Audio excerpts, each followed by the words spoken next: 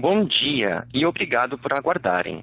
Sejam bem-vindos à teleconferência da Cogna Educação para a discussão de resultados referentes ao primeiro trimestre de 2022.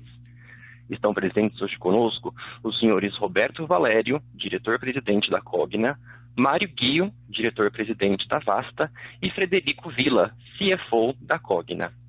Informamos que esse evento está sendo gravado e que todos os participantes estarão apenas ouvindo a teleconferência durante a apresentação da empresa. Em seguida, iniciaremos a sessão de perguntas e respostas, quando mais instruções serão fornecidas. Caso algum dos senhores necessite de alguma assistência durante a teleconferência, queiram, por favor, solicitar a ajuda de um operador digitando *0.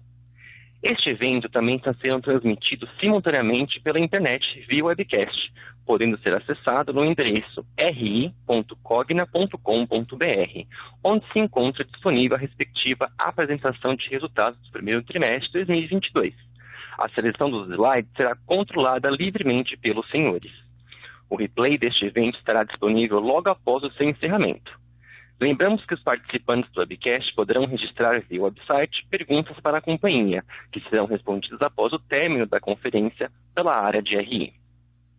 Antes de prosseguir, gostaríamos de esclarecer que eventuais declarações que possam ser feitas durante essa teleconferência, relativas às perspectivas de negócios da Cogna Educação, projeções, metas operacionais e financeiras, constituem-se em crenças e premissas da administração da companhia, bem como em informações atualmente disponíveis para a Cogna.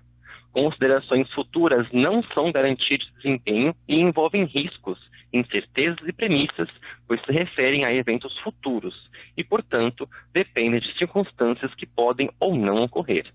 Investidores e analistas devem compreender que condições gerais, condições do setor e outros fatores operacionais podem afetar os resultados futuros da companhia e podem conduzir a resultados que diferem materialmente daqueles expressos em tais considerações futuras. Gostaria agora de passar a palavra ao senhor Roberto Valério, que iniciará a apresentação. Por favor, pode prosseguir. Obrigado. Bom dia a todos. Sejam todos bem-vindos ao nosso call de resultados. Obrigado pela participação para a discussão nessa teleconferência dos resultados do primeiro trimestre de 2022. Participam aqui comigo desse call o Frederico Villa, nosso vice-presidente financeiro, o Mário Guio, diretor-presidente da Vasta, o Bruno Giardino, CFO de Vasta, além do Eduardo Ronzac, nosso diretor de Relações com Investidores e Finanças Corporativas. Eu queria começar essa reunião de hoje no slide número 3, onde eu vou passar um resumo da nossa visão aqui para o primeiro trimestre de 2022. Então, trago para vocês nossa leitura dos resultados desse trimestre, primeiro sobre a ótica das empresas, Kroton e Vasta, e depois da Cogna consolidada. Em relação à Kroton, o resultado do primeiro trimestre de 2022 mostra que estamos cada vez mais próximos do ponto de inflexão de receita. Há um ano atrás, tivemos uma queda de receita de 19,2% em relação ao primeiro trimestre de 2020. E hoje apresentamos um gap de apenas 4,9% em relação ao primeiro trimestre do ano passado. Portanto, se vê claramente uma tendência de retomada do crescimento de receita a partir de 2023, que é algo que a gente vem comentando já há algumas reuniões, inclusive reforcei esse ponto no call do quarto trimestre de 2021. O que nos dá a convicção de que essa receita volta a crescer em 2023 são a melhoria no volume e na receita de captação dessa primeira safra do ano, que eu vou comentar um pouco mais adiante quando eu falar sobre Kroton, além da redução na taxa de evasão, portanto, o aumento das rematrículas dos alunos veteranos. Eu também queria destacar, chamar a atenção de vocês para a superação da base de 1 milhão de alunos de graduação, um marco que a Kroton não alcançava desde 2015, com destaque para o fato de que essa base é majoritariamente pagante, ou seja, não colhe os benefícios de volume em função de financiamentos como o FIES e o PEP que nós tínhamos no passado. Além disso, essa base está concentrada em alunos de menor presencialidade, que apresentam melhores margens e está em linha com a nossa estratégia, a estratégia que a gente vem comentando já há 5 trimestres, nossa estratégia Asset Light de concentração em cursos híbridos e digitais.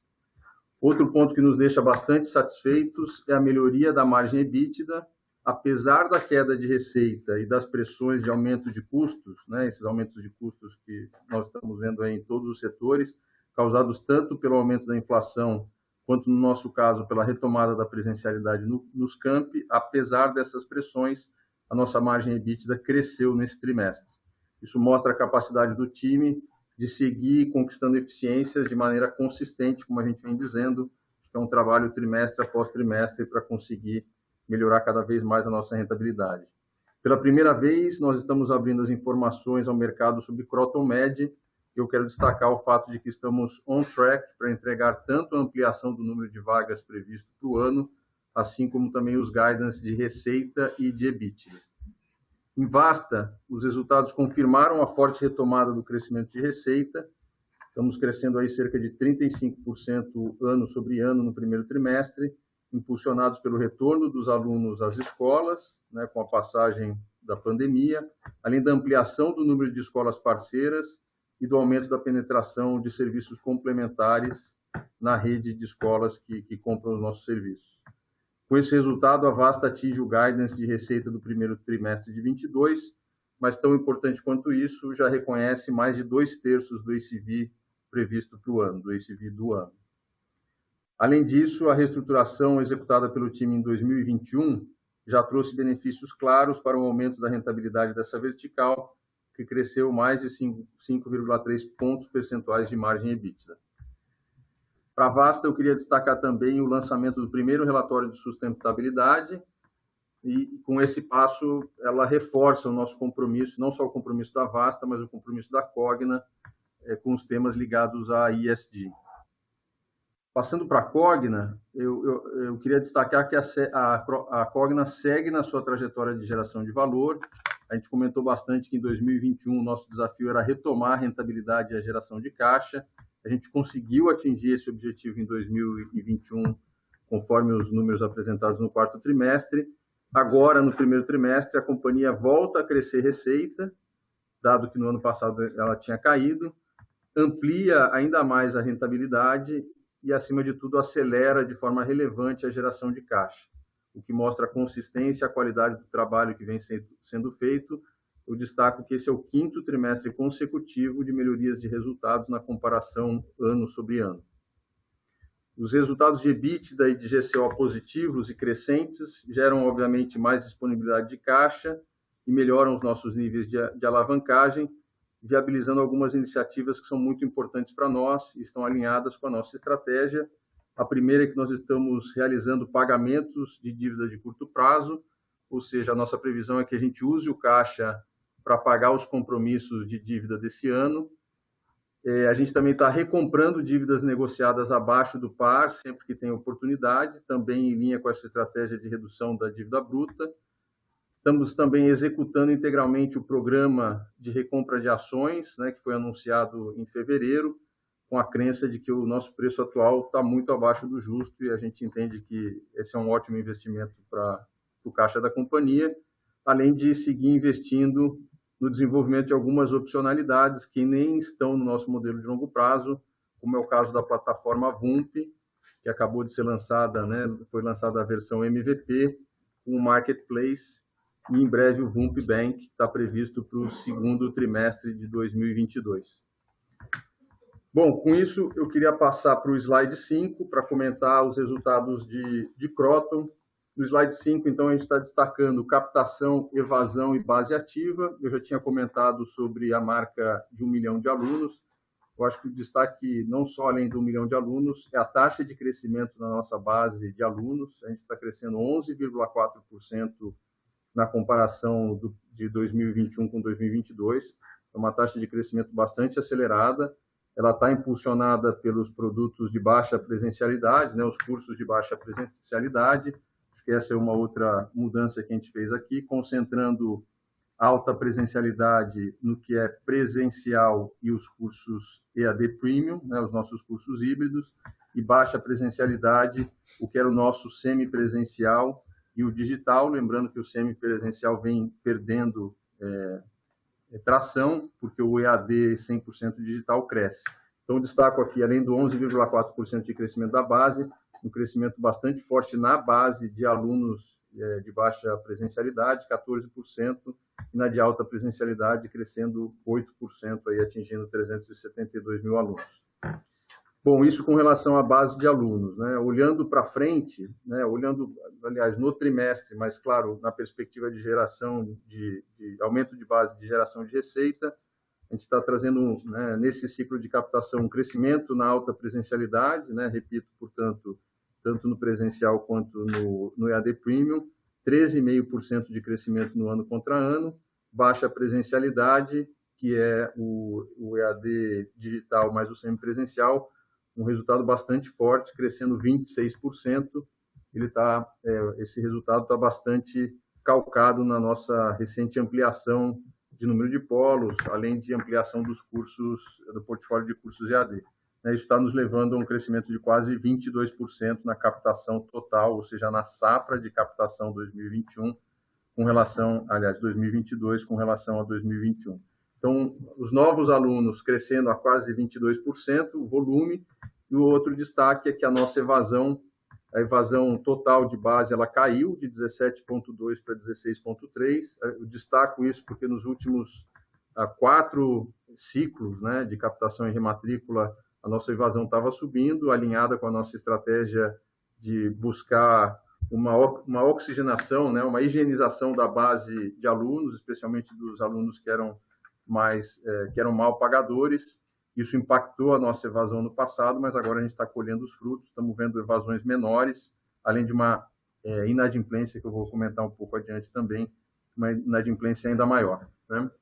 Então, eu queria passar agora para o slide 6. No slide 6 eu comento um pouco sobre receita, né, o total da receita captada, um pouquinho sobre CAC, o custo de aquisição, nossos investimentos de marketing e a perspectiva da maturação de polos. É importante destacar aqui que a nossa receita, em mesmas bases, está crescendo 6,3%, né, na comparação de um ano para o outro. Então, sempre importante, apesar do mercado bastante competitivo, né, de guerra de preços que a gente vê no mercado, nosso compromisso sempre foi crescer volume e crescer receita nas safras. Está aqui mais um ciclo entregando o crescimento de receita safra contra safra. Lembrando que a receita de uma instituição de ensino ou de uma companhia como a nossa é a somatória de várias safras de captação. Quando a gente coloca uma safra de captação que tem receita maior do que a anterior, significa que a gente está acumulando mais receita. Isso nos dá mais convicção de que a gente volta a crescer receita em 2023. Eu faço um destaque, né, alta presencialidade, a gente está crescendo 0,1%, mas acho que é importante explicar que se a gente fizesse a comparação nas mesmas bases, em função do PMT que foi descontinuado em 2021, e eu vou explicar aqui um pouquinho melhor, nosso crescimento de receita em alta presencialidade seria de 8,8%. Explico esse efeito, tá? Vocês se lembram que no primeiro trimestre de 2021 nós ainda tínhamos o PMT no presencial. O PMT usava como preço de referência o preço bruto do curso, ou seja, não incluía os descontos. Somava-se todas as parcelas que o aluno não tinha pago, né, no primeiro semestre, porque ele entrou, né, vamos assumir aqui que ele entrou em abril, então janeiro, fevereiro e março ele não tinha pago. Esse valor das mensalidades brutos ele seria pago pelo aluno lá no final do curso, né? E a gente fez uma mudança na passagem do primeiro para o segundo semestre, e o que nós fizemos, em vez do aluno pagar o bruto no final do curso, a partir do final do curso, ele passou a pagar o líquido, ou seja, o ticket ou o preço com desconto, pago já a partir do mês seguinte, né? Ou seja, pago durante o curso. Isso claramente traz um benefício de caixa, porque antecipa o caixa, reduz a perda, né, por não recebimento, porque você está antecipando o recebimento, mas como a gente não está cobrando o preço bruto, nós estamos cobrando o preço líquido, isso reduz a receita. Então, acho que é importante que fique claro esse efeito, o efeito de crescimento em mesmas bases, né? Se a gente fosse comparar laranja com laranja, ou seja, se não tivesse o efeito do PMT, a nossa receita estaria crescendo 8,8%. Lembrando que essa era uma receita que era registrada, mas cujo recebimento estava lá na frente, tinha uma conversão de caixa muito menor do que a prática que a gente tem hoje, que é reduzir o preço para o preço líquido, mas cobrar já a partir do primeiro mês, né, aumentando as taxas de recebimento. Então, essa é a explicação, e a gente abriu aqui as duas informações, tanto o crescimento de receita na comparação ex-PMT, como com PMT, né, a mudança de PMT. Então, acho que essa é a primeira informação aqui. Um forte crescimento de receita na baixa presencialidade, então vejam que apesar da competitividade nesse segmento, a gente está crescendo lá em volume, nós crescemos 26%, em receita 22%. É natural que tenha uma pequena quebra entre volume e receita, porque tem mais alunos de EAD 100% digital do que semipresencial, então o mix influencia essa diferença. A segunda parte, o segundo gráfico, mostra a nossa eficiência de marketing. Aqui a gente está trazendo duas informações. O gasto total, ou seja, despesas de vendas e marketing, dividido por alunos captados, ou seja, o CAC. Vocês se lembram que a gente vem reduzindo o CAC semestre após semestre. Esse foi mais um semestre de ganho de eficiência. A gente conseguiu reduzir ainda mais 26% comparado com o primeiro semestre de 21. A gente trouxe uma outra informação aqui, se essa mesma conta, ou seja, despesa de vendas e marketing, fosse comparada com a receita captada, ou seja, essa receita que a gente trouxe, além de ser 6% maior, ela custou 16% a menos do que em 2021, o que mostra a eficiência que a gente está trazendo aqui, trazendo mais receita, investindo menos, né? E o último gráfico mostra um pouco da nossa expectativa de crescimento de receita e mostra o perfil da nossa base de polos. Então, 41% dos nossos polos têm menos de um ano, né, na base. Em média, eles captam cerca de 30 alunos, né, que é a terceira coluna, o Q, né, 30 alunos no primeiro ano. À medida que eles vão maturando, eles vão aumentando a sua captação. Quando eles já têm mais de 2 anos, eles já estão captando mais de 150 alunos, ou seja, a gente tem 41% dos nossos polos que nesse ciclo captaram só 30, mas a tendência é captar 150 daqui para frente.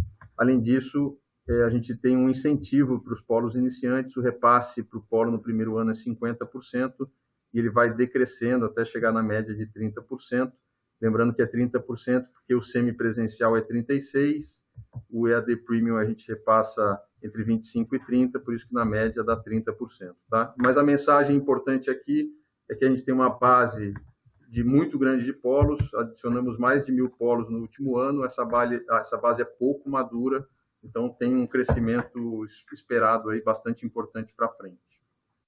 Com isso, eu queria passar para o slide número 8, para falar um pouquinho sobre a qualidade dos nossos recebíveis. A gente está bastante contente com esse resultado também. Vários trimestres consecutivos de queda no PMR, né? A gente já tinha reduzido do primeiro TRI de 20 para o primeiro TRI de 21, de 115 para 67 dias, e agora a gente reduziu do primeiro TRI de 21 para o primeiro TRI de 22 para 46 dias, mesmo comparado com o quarto TRI, que já tinha sido 60 dias, a gente continua reduzindo o prazo médio de recebimento, ou seja, nosso aluno está pagando mais rápido do que ele pagava no passado, mostra a qualidade da nossa base. Eu sempre recebo as perguntas com relação a como a gente está vendo a adimplência do nosso aluno. Apesar do contexto econômico, a adimplência está melhorando. A gente, né, demonstra isso aqui pelos números, além do total do contas a receber. O gráfico aí do meio, ele mostra o contas a receber pagante. Vejam que o contas a receber ele está diminuindo, não só o contas a receber bruto, como o contas a receber líquido também está caindo. A gente continua mantendo, né, o índice de cobertura dos alunos Croton na faixa de 60% a 70%, o que a gente acha que é o adequado, mas mostra que a qualidade do que a gente vem fazendo com relação ao contas à adimplência, contas a receber e toda a gestão de cobrança tem bastante qualidade. Passando para o slide número 10, destacar aqui a receita e o EBITDA. Como eu comentei, a receita ainda está caindo, né? Nesse primeiro TRI caiu 4,9%, mas numa velocidade muito menor do que ela estava caindo antes. Então, vejam aí pelo gráfico do meio, né? Vocês veem que claramente, trimestre após trimestre, essa receita está caindo. Como eu falei no começo aqui da minha fala, como a captação está vindo bem, a rematrícula está vindo bem, isso nos dá ainda mais convicção de que, a partir de 2023, a gente retoma o crescimento de receita. com os níveis de rentabilidade que a gente tem hoje, né, que é o terceiro gráfico aí desse slide, que já está na casa dos 30%, nesse trimestre chegando a 33,9%. Então, com essa retomada da rentabilidade e o aumento de receita esperado para 2021, a gente entende que a Kroton está on track para retomar a sua geração de valor de maneira bastante consistente. Destaco aqui esse ganho de margem que é bastante importante, né? 4,2 pontos percentuais de margem no ano contra ano. Passando para o slide 11, a gente está abrindo pela primeira vez a informação sobre Kroton Med, como a gente tinha comentado no final do ano passado. Acho que aqui o destaque é só um pouco mais de cor sobre as nossas 7 unidades, a quantidade de vagas, né, que a gente tem hoje, a expectativa de vagas ao final do ano. No nosso modelo, a gente tem hoje temos 556 vagas no total.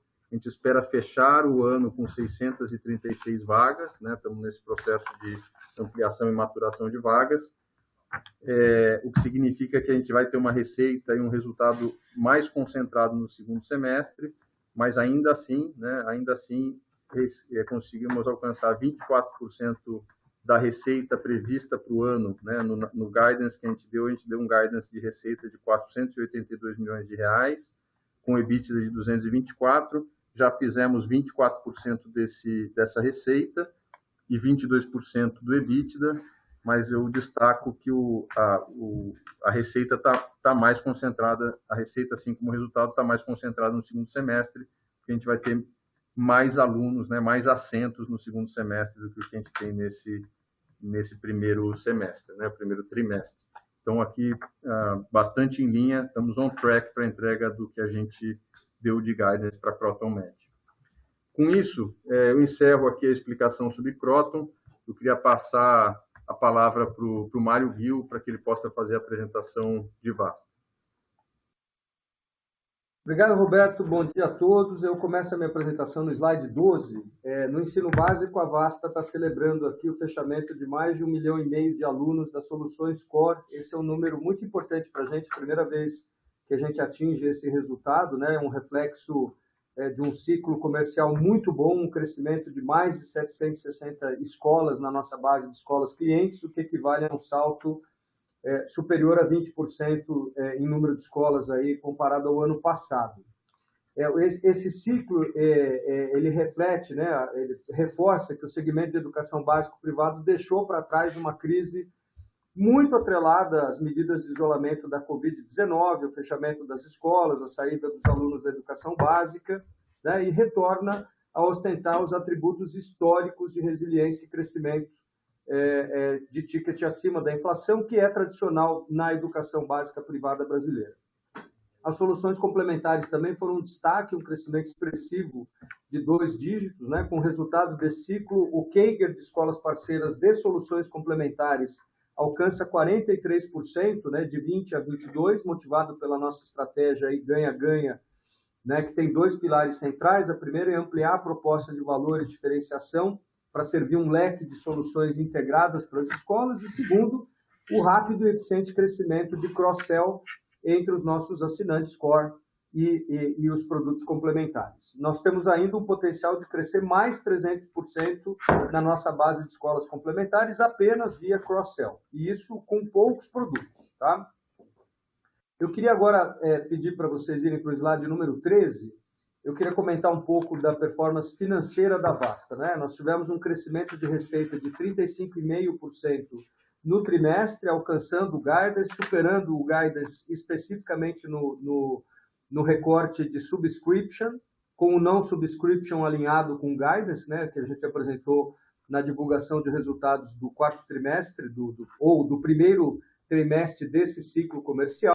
E no ciclo agora de 22, portanto, compreendendo o quarto trimestre de 21 e o primeiro trimestre de 22, nós apresentamos uma receita acumulada aproximadamente 25% superior ao mesmo ciclo do ano passado, chegando a 779 milhões. Além de apresentar um crescimento, nós tivemos uma melhora na qualidade da receita, né, com a subscrição, que oferece maior previsibilidade, maior fidelização, maior rentabilidade, e ela alcança hoje 87,5%, aproximadamente 87,5% da receita total deste ciclo. Indo para o slide número 14, eu queria destacar o EBITDA recorrente de 288 milhões de reais, que representa um crescimento de 45,8% já no ciclo, e em especial um ganho de 530 basis points de margem. Esse resultado tem 3 pontos importantes sobre a Vasta. O primeiro é a escalabilidade da operação, né? Quando nós conseguimos aumentar a receita, nós temos uma diluição muito evidente aí das linhas relevantes de custos fixos. O sucesso das iniciativas de eficiência de custo iniciadas em 21, né, ao longo do ano de 21, mas especialmente ao final de 21, que traduzem a capacidade e a diligência do nosso time, e a capacidade de alcançar patamares elevados de margem EBITDA, né, que nós alcançamos nesse trimestre, reforçando a rentabilidade do modelo de negócios. Com isso, eu termino a cobertura aqui dos highlights da Vasta e eu queria passar a palavra para o Frederico Villa. Obrigado, Gil. Parabéns aí pelos ótimos resultados. Eu vou iniciar aqui a minha apresentação pelo slide número 17, falando sobre resultados operacionais de Saber. Só nos recordando que o Saber hoje, né, os nossos negócios Saberes são representados pelo PNLD, por SET, por Red Balloon e por VUMP.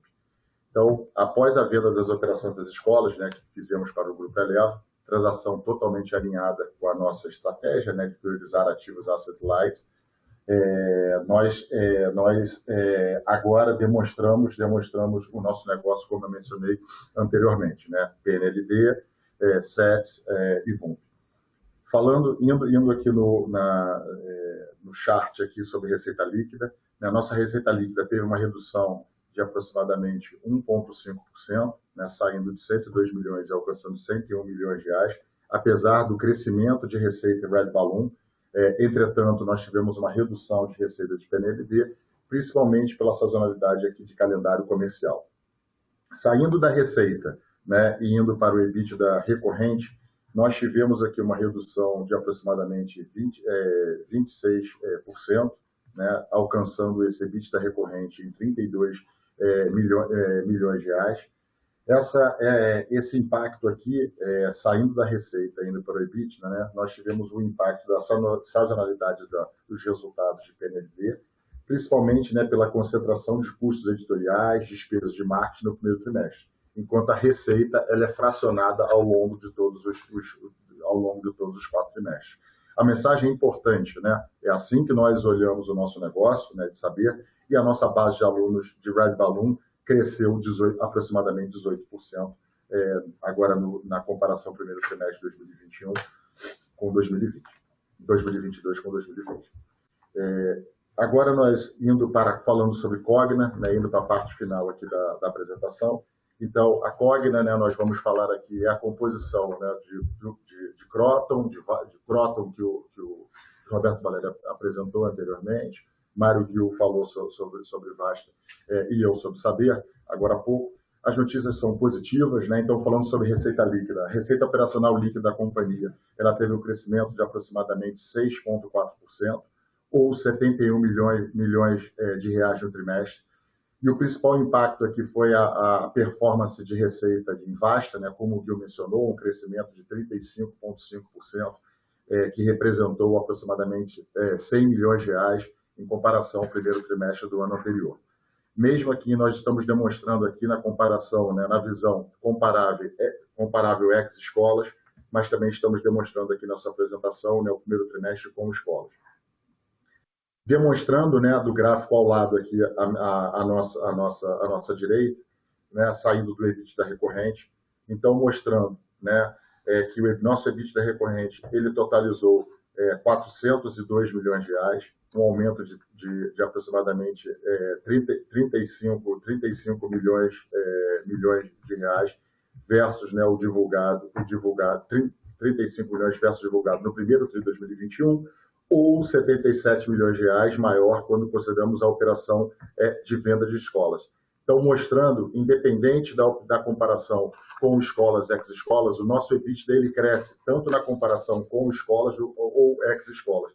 Então, mostra aqui o caminho, né? É um caminho que nós já vemos percorrendo nos últimos 5 trimestres consecutivos, tá bom? Então, e mostra aqui, né, a mensagem que eu gostaria de passar sobre Cogna é que, de fato, né, o ano agora, né, o ano de 2022, o trimestre já começou, né, com uma retomada de crescimento de receita, mostrando, né, que o ponto de inflexão de Cogna foi o ano de 2021.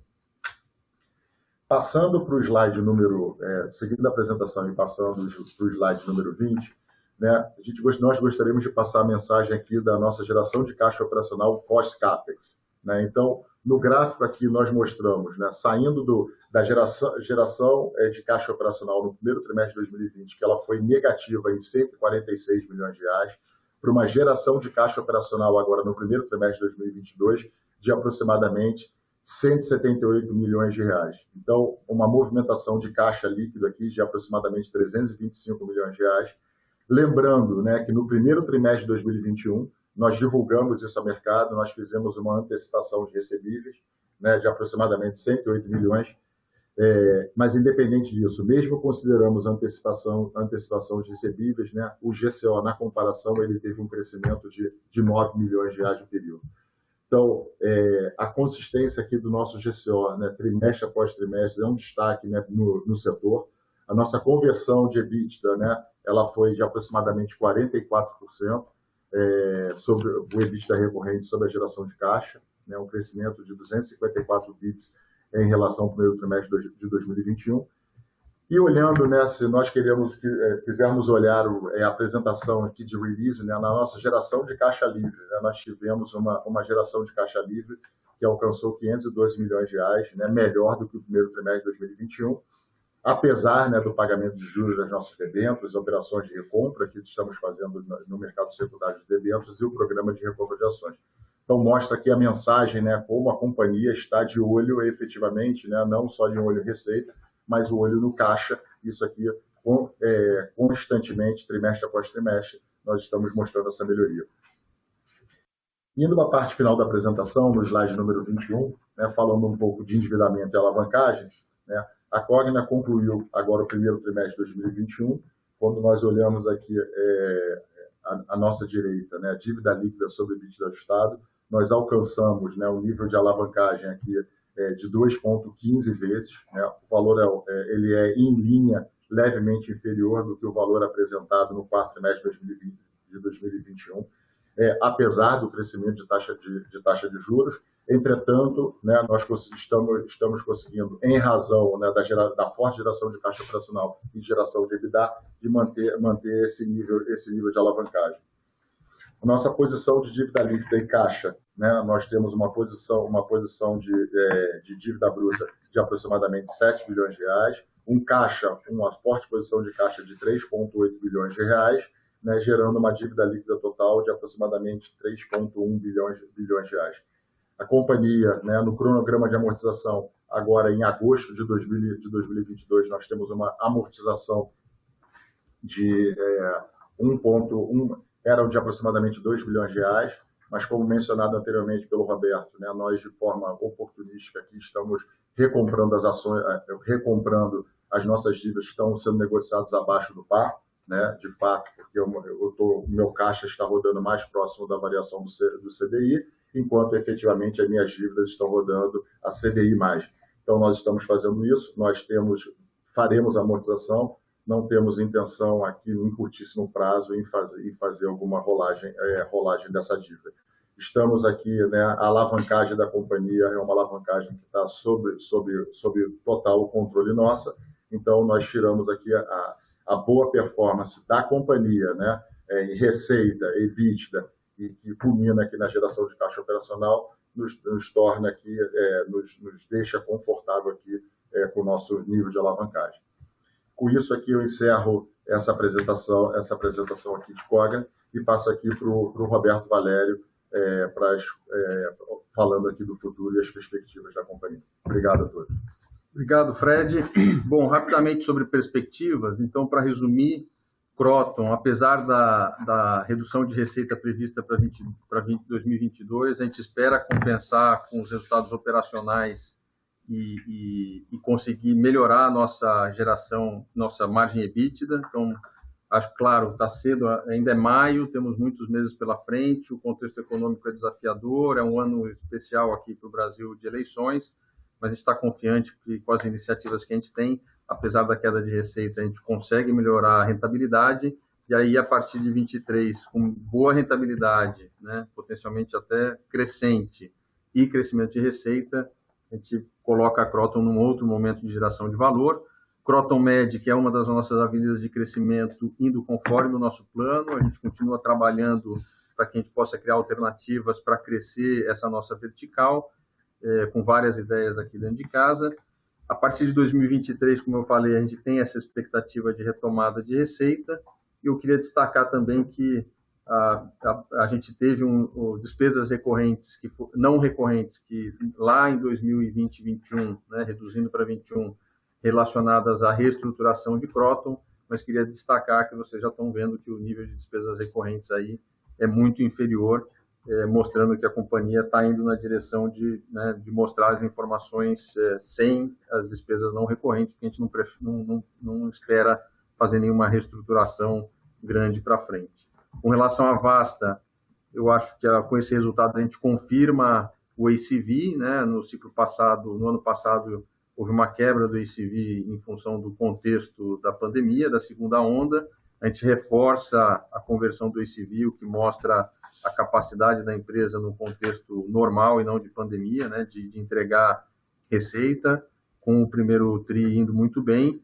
A operação hoje, depois da reestruturação, está muito mais leve, está muito mais digital, conseguindo conectar vários produtos adicionais na plataforma e, portanto, distribuir para a rede. Então, perspectivas muito positivas aqui com relação à margem também.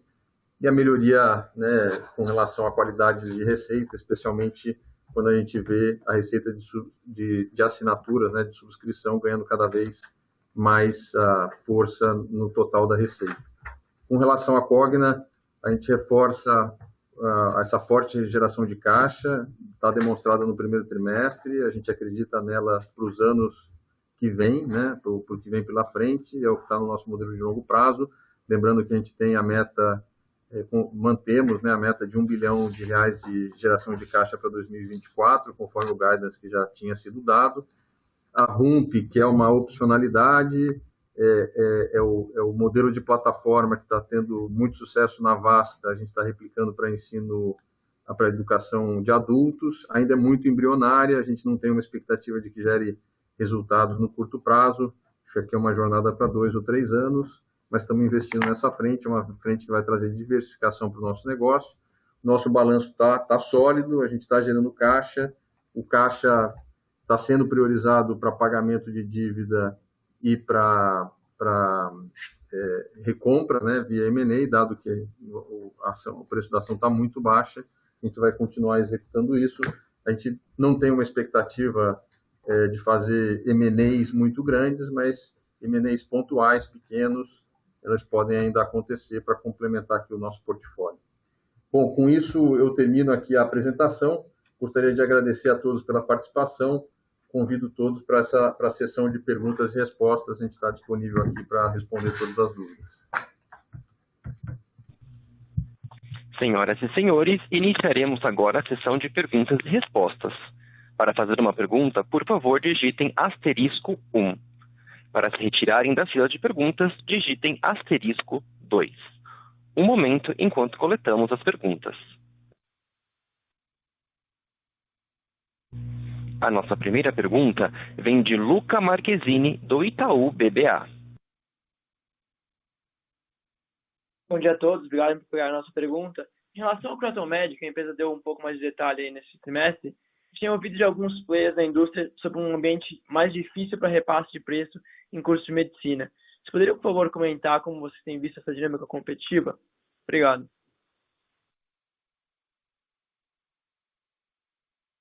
Oi, Lucas. Obrigado pela sua pergunta.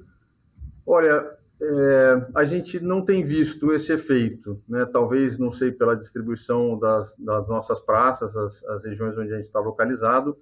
A gente, para veteranos, a gente conseguiu repassar a inflação agora na rematrícula, né, nos boletos de rematrícula, e a gente continua completando todas as vagas que estão disponíveis com os preços atuais, né, os preços que a gente tinha na base, inclusive com aumento de inflação para alunos novos. Então, minha resposta direta é não, a gente não está sentindo isso, pelo menos na nossa operação.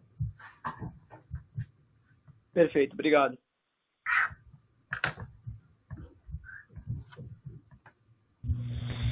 Obrigado. A nossa próxima pergunta vem de Ian Seskin, da BTG Pactual. Bom dia, Valério. Bom dia, Guio, Bruno. Bom dia a todos. Eu queria colocar duas perguntas aqui, tá? A primeira, sobre Vasta.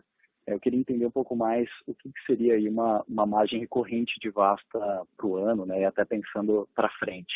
A gente percebe que existe uma melhora estrutural, mas como o reconhecimento de ACV ele acaba sendo maior aí nesse primeiro trimestre, eu queria entender o que a gente pode pensar ele para frente, tá? E a segunda, sobre Cogna, eu queria entender também um pouco da recorrência de algumas despesas que a gente viu reduzidas aí durante o primeiro trimestre, né? No caso aqui, PDD, a gente tem despesas com marketing, despesas comerciais, queria entender se faz sentido a gente pensar nesses níveis como níveis recorrentes também, tá bom? É isso, pessoal. Muito obrigado. Oi, Ian, bom dia, o Gil.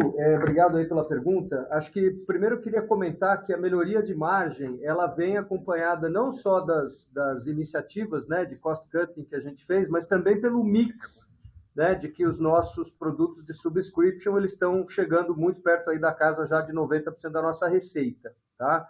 Isso faz naturalmente com que a margem suma, porque são produtos que têm desde a margem bruta até a margem final de contribuição muito alto, né? Os produtos complementares dentro do nosso portfólio, inclusive, são aqueles que têm a maior margem de contribuição, tá?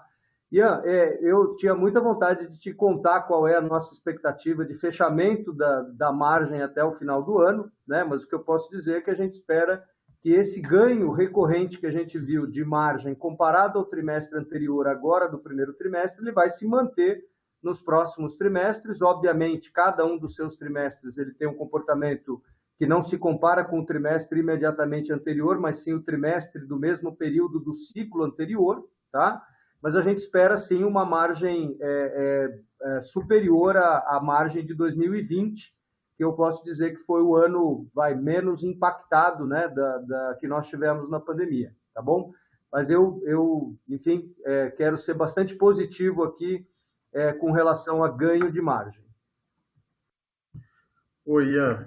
Roberto aqui. Eu vou pegar as tuas perguntas com relação às despesas de Cogna, e essas duas que você comentou, tanto PDD quanto marketing, estão diretamente relacionadas à operação de Kroton.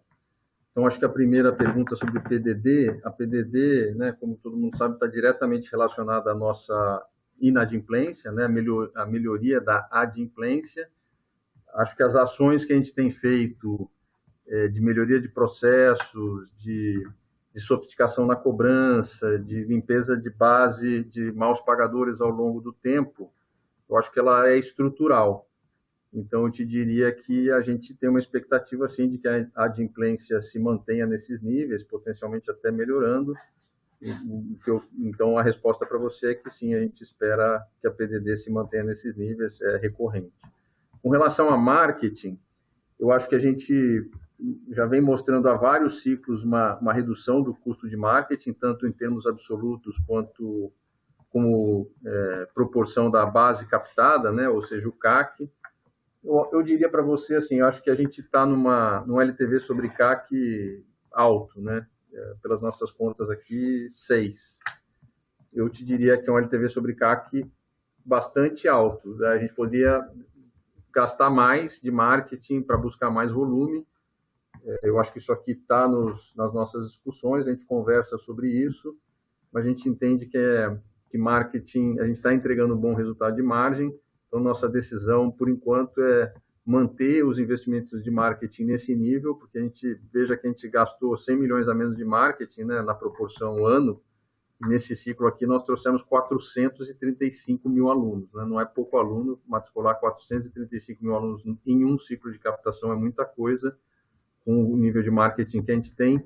Então, eu diria assim, direcionalmente, nos próximos 2, 3 anos, acho que tem espaço para a gente investir mais em marketing, mas, por enquanto, a gente não pretende aumentar as despesas de marketing como proporção da receita líquida, porque acho que está sendo bastante eficiente.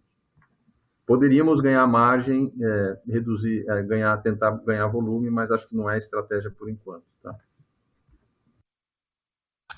Tá claro, pessoal. Obrigado. Obrigado. A nossa próxima pergunta vem de Marcelo Santos, da JP Morgan. Bom dia a todos, Alberto, todos os demais. Obrigado por pegar minhas perguntas. São duas e uma clarificação. A primeira vocês poderiam comentar, talvez qualitativamente, como que se deu a tendência de ticket entre alunos de alta e baixa presencialidade? Eu sei que vocês só vão dar um número efetivamente em trimestres pares, mas talvez comentar como é que está indo nesses dois segmentos. A segunda dentro de Saber tem uma série de operações de natureza bastante distinta. Será que alguma delas poderia ser objeto de algum desinvestimento? A companhia considera isso ou ela considera que todos os elementos do portfólio realmente algo que ela realmente gostaria de ficar para o longo prazo? E só a clarificação, queria entender, o Gil disse que então a margem desse ano deveria ser talvez maior do que a margem de 2020 em Vasta? Só queria entender isso. Eu acho que ele falou isso, mas eu queria só clarificar se foi isso mesmo. Obrigado. Marcelo, como a minha parte aqui é mais curta, eu pedi para jumping aqui na resposta, é exatamente isso, tá? A nossa margem agora no fechamento do ano de 22, ela vai ser superior à margem de 20, né? Como eu respondi na pergunta anterior, a cada trimestre vocês vão ver que as iniciativas que nós fizemos, seja de cost cutting, seja da maior penetração dos produtos de subscrição, vai nos ajudando a melhorar a margem tri contra tri do ciclo anterior, e quando a gente fechar o ciclo e o ano, nós também vamos ver essa melhoria de margem em relação a 20, que é o primeiro aí da série histórica. Tá bom? Obrigado, Gil. Marcelo, Roberto aqui, vou pegar a tua primeira pergunta sobre ticket, depois eu passo a tua outra pergunta sobre saber e ativos que potencialmente podem ser vendidos para o Fred, tá? Bom, com relação a ticket, vamos separar as explicações em alta presencialidade e baixa presencialidade. Alta presencialidade, eu te diria que os preços, os tickets médios da captação do presencial tiveram uma ligeira queda, mas muito pequena mesmo, eu te diria menos de 2% no presencial. E o que está afetando aqui o ticket de alta presencialidade é de fato o mix, né? Então, quando você olha presencial contra presencial, a gente está crescendo o volume com uma pequena queda de ticket, mas ela é marginal diante do contexto competitivo. E por que ela é marginal? Lembra que a gente deixou de operar os cursos presenciais nos cursos de baixo LTV, né, as licenciaturas, pedagogia, administração, que é o mercado mar vermelho, que tem uma competição muito grande. A gente concentrou os cursos presenciais nos cursos de alto LTV, então medicina, direito, medicina veterinária, que a concorrência é muito menor, então por isso é que a gente conseguiu manter esses tickets, né, praticamente estáveis, mas você vê uma queda do ticket do alta presencialidade no ano contra ano pelo mix. A gente cresce mais o EAD Premium, né, que tem tickets médios menores do que o presencial, por isso é que você vê esse efeito. E no baixa presencialidade, a gente não teve perda de ticket. No digital, o que acontece é que a cada ano a gente tem menos penetração de semipresencial, está aumentando a penetração de digital, então também é feito mix aí. Então, acho que é essa a explicação, tá? Claro, lembrando, né, Marcelo, que a gente poderia estar querendo buscar aqui 40% de crescimento no volume. A gente não quer isso, a gente quer consistência, ciclo após ciclo, crescer aí na casa de double digits de volume e crescer receita. Por isso é que a gente tem segurado para entrar numa guerra de preços muito agressiva, tá? Passo para o Fred a próxima pergunta. Próxima pergunta. Oi, Marcelo, Fred, respondendo aqui. Nós consideramos em saber algum desinvestimento. Não, a gente não considera nenhum desinvestimento, pelo contrário, a gente entende aqui que, dado né, o lançamento aqui do VUMP, a gente considera aqui investimento aqui nos próximos trimestres e nos próximos anos para fortalecer ainda mais esse negócio. Tá bom? Obrigado. Perfeito, obrigado por todas as respostas, pessoal. Obrigado. A nossa próxima pergunta vem de Vitor Tomita, da Goldman Sachs. Bom dia, pessoal. Obrigado por pegar as nossas perguntas.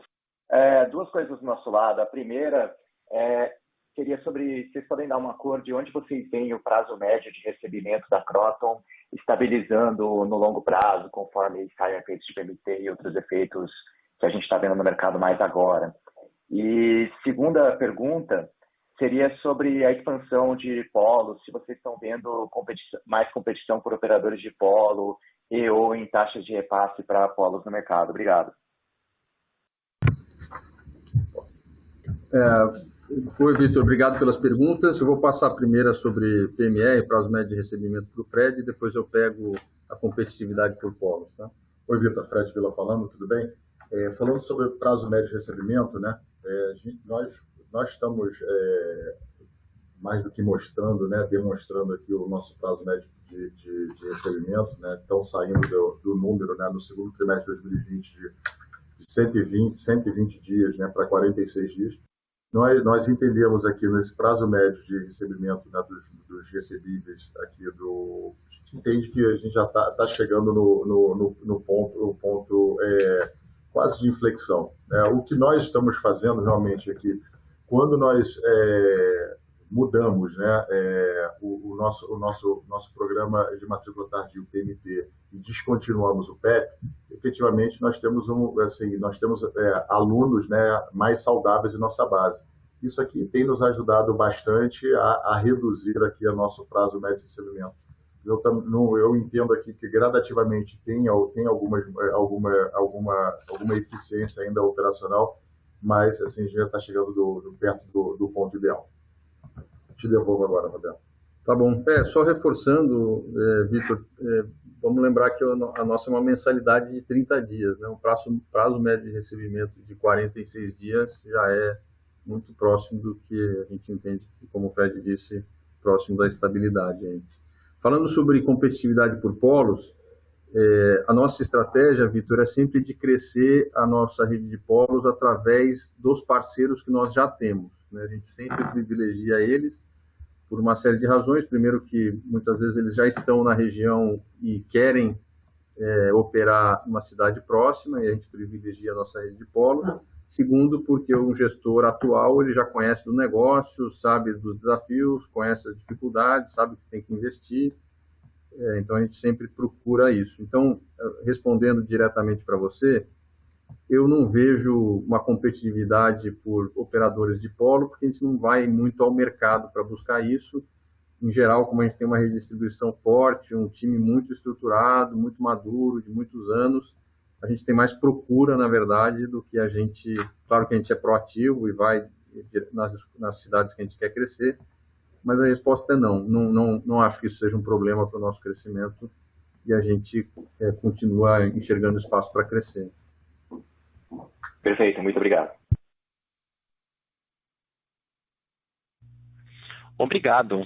A nossa próxima pergunta vem de Lucas Magno, da Morgan Stanley. Oi, pessoal, bom dia. Obrigado por pegarem nossas perguntas. São duas. A primeira é sobre a ProtonMed. A gente gostaria de saber quais avenidas de crescimento vocês enxergam para a ProtonMed fora, além do aumento e expansão de vagas de medicina. No programa deles, vocês comentaram sobre criar opcionalidade com esse carve-out e teve alguma novidade nesse sentido? A segunda é sobre o CAC, que ele vem reduzindo, né? Inclusive o custo por receita vem reduzindo, mas quando vocês incorporam o LTV nessa análise, como que dá para dizer assim, qualitativamente, que o LTV sobre CAC evoluiu?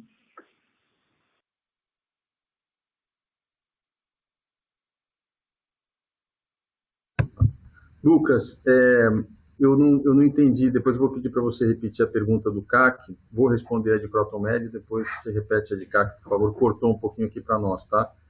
Crotomed, então, a nossa estratégia é de crescimento nessa plataforma, nessa vertical, então a gente não enxerga só necessariamente cursos de medicina. A gente já fez o carve-out, né? Estamos na etapa final de fazer o carve-out e ter uma empresa 100% independente.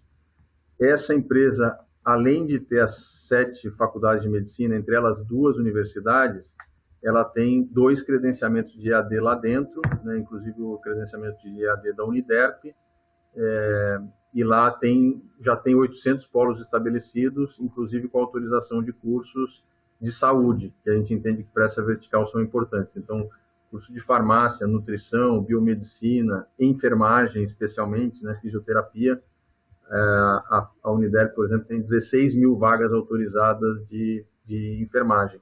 Então, a gente entende que a Crotomed é uma vertical que tem cursos de medicina e vamos buscar fazer aquisições de novas faculdades, mas, além disso, é uma plataforma onde a gente pode levar cursos complementares de saúde, não só para essas 7 localidades, mas para o Brasil inteiro, através de uma capilaridade de polos. Todo mundo acompanha o crescimento da indústria de saúde pelo Brasil, as clínicas, os hospitais entrando cada vez mais para o interior, eles precisam dessa mão de obra. A gente entende que Crotomed pode atender esse segmento. E, claro, acho que tem 2 segmentos que a gente é praticamente incipiente e que a gente tem planos, de alguma maneira, pôr o pé e ir começando, que é pós-graduação médica e pós-graduação de saúde. Hoje a gente não oferece pós-graduação médica, e também, potencialmente, o preparatório para residência médica, também são segmentos que a gente não atua, tá? Então, só para deixar claro que na nossa tese não é só curso de medicina, tem as adjacências aí também. E aí, se puder repetir a pergunta sobre CAC, para a gente conseguir entender. Claro, o CAC ele vive do Google ao longo dos trimestres, e quando você incorpora, o fato de ele ter um ticket menor, quando você incorpora o NPV do aluno, como que isso evolui? Eu, de fato, não consegui entender. Quando você incorpora alguma coisa do aluno, eu não sei exatamente o que você quis dizer. O LTV do aluno. Certo.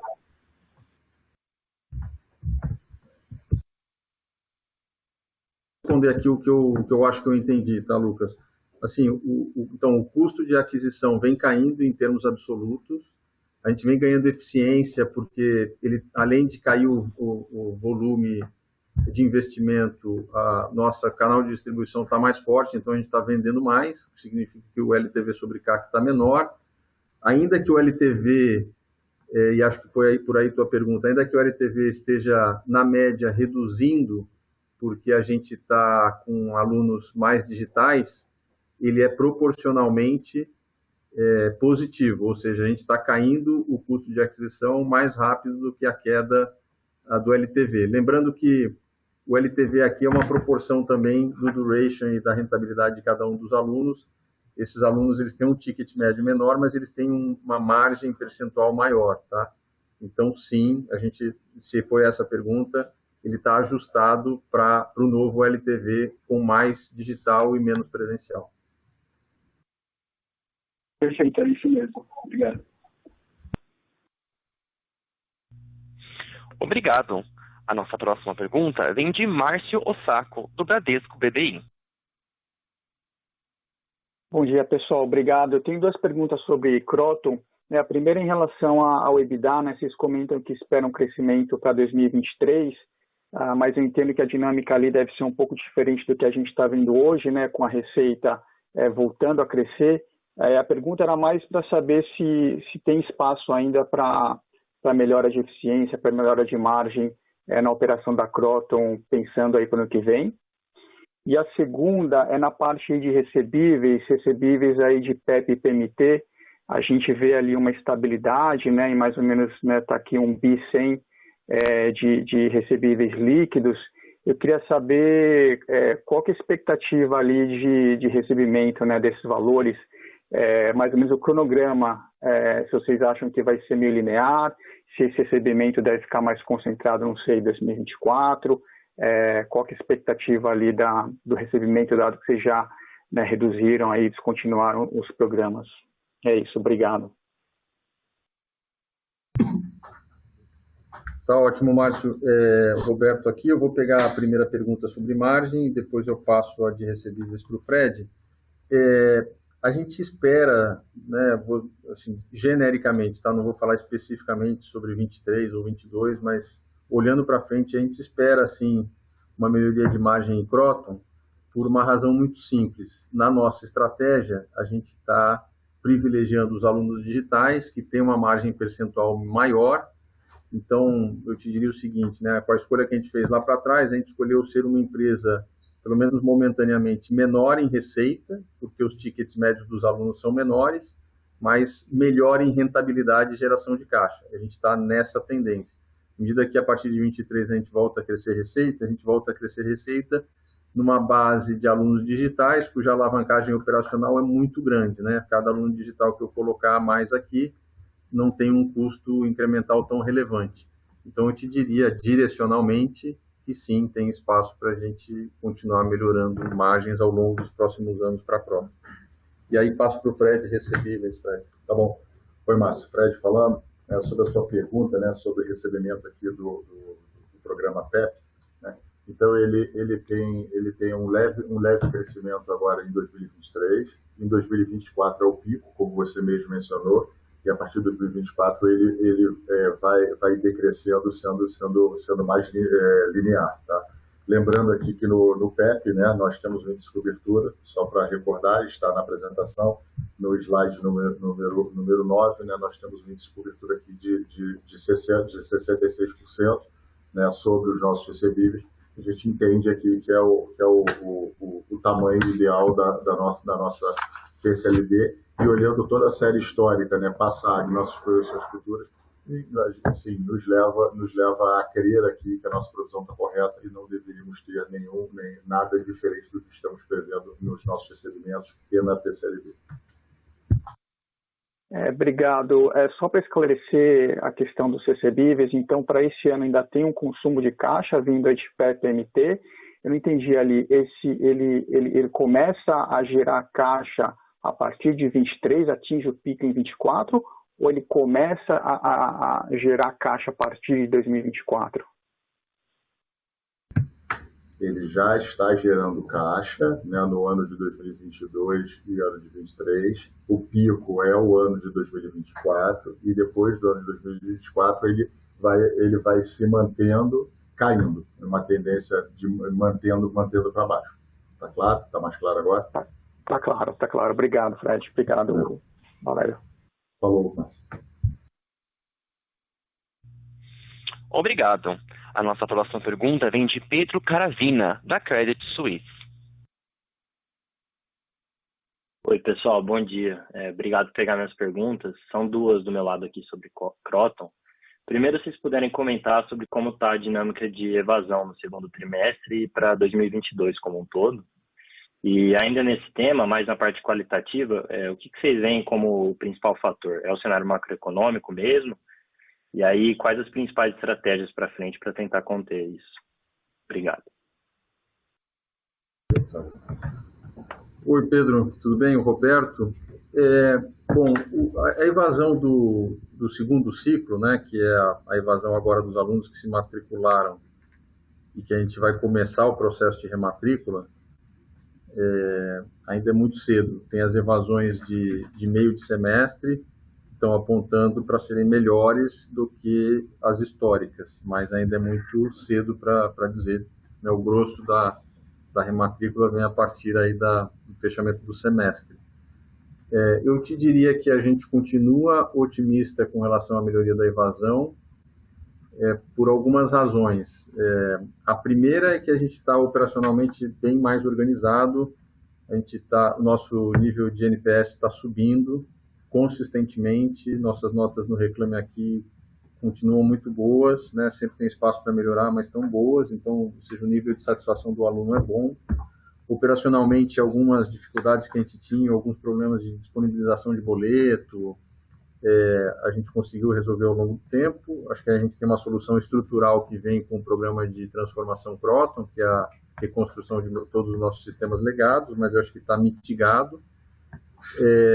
E acho que do ponto de vista de atendimento, a gente evoluiu bastante. A gente digitalizou todos os campi pequenos e médios. Eles estão sendo atendidos via totem, né, com autoatendimento pelo próprio aplicativo. Então, a gente vê o nível de satisfação melhorar. Então, eu te diria que, direcionalmente, acho que a gente tem mais indicadores de que a evasão pode melhorar. Claro que a gente não pode esquecer que, quando a gente põe muito aluno novo na base, né, e a gente, como eu falei, a gente está matriculando 430 mil alunos aqui nesse ciclo, é muito aluno. Se a gente crescer muito rápido, pode ser que essa evasão fique um pouco pressionada. Mas te garanto que a evasão da base veterana, ela está melhorando consistentemente, tá? Acho que esse direcionalmente é a resposta. Perfeito, obrigado. Muito obrigado. Encerramos neste momento a sessão de perguntas e respostas. Gostaria de passar a palavra a Roberto Valério para as considerações finais. Por favor, Roberto, pode prosseguir. Bom, pessoal, eu queria agradecer a participação de todos aqui no call, dar os parabéns para os times que fizeram um excelente resultado. Acho que a gente está numa direção muito boa aqui para o futuro, fazendo essa transição e melhoria dos resultados de Cogna. A gente fica à disposição, o time de RI está à disposição para tirar qualquer dúvida que vocês tiverem. Entre em contato com a gente. Bom dia aí para todos. A audioconferência da Cogna Educação está encerrada. Agradecemos a participação de todos, tenham um bom dia e obrigado por usarem Chorus Call.